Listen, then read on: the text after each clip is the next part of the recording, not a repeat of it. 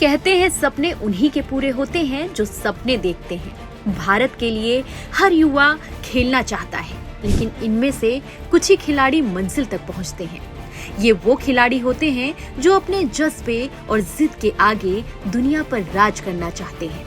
इन्हीं में से एक खिलाड़ी है मोहम्मद सिराज, वो नाम जिसने अपनी रफ्तार और स्विंग से बड़े बड़े दिग्गजों को अपना मुरीद बना दिया।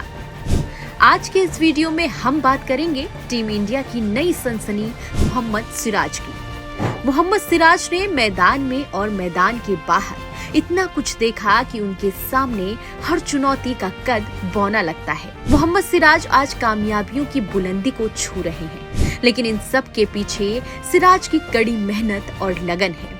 मोहम्मद सिराज के पिता हैदराबाद में ही ऑटो रिक्शा चलाते थे, जबकि उनकी माँ लोगों के घरों में जाकर काम करती थी। मोहम्मद सिराज को क्रिकेट खेलने का शौक बचपन से ही था। कई बार वो क्लास बंक करके खेलने जाया करते थे।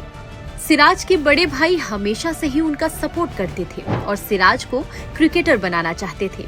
ये उन दिनों की बात है जब सिराज 15 साल के थे।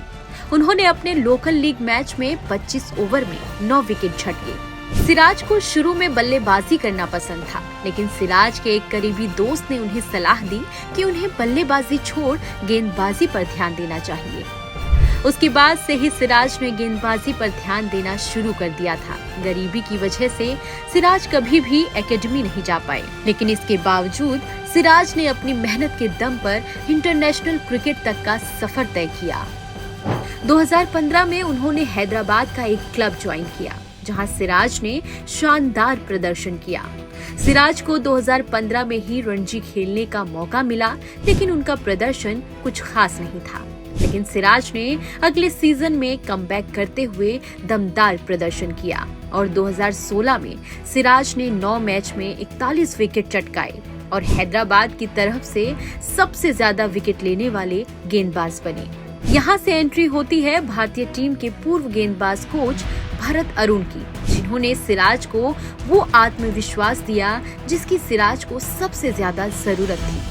उन्होंने सिराज को आरसीबी में नेट गेंदबाज बना दिया। इसी के बाद सिराज के लिए आईपीएल के दरवाजे खुल गए और साल 2017 में सनराइजर्स हैदराबाद ने उन्हें 2 करोड़ 60 लाख रुपए में खरीद लिया।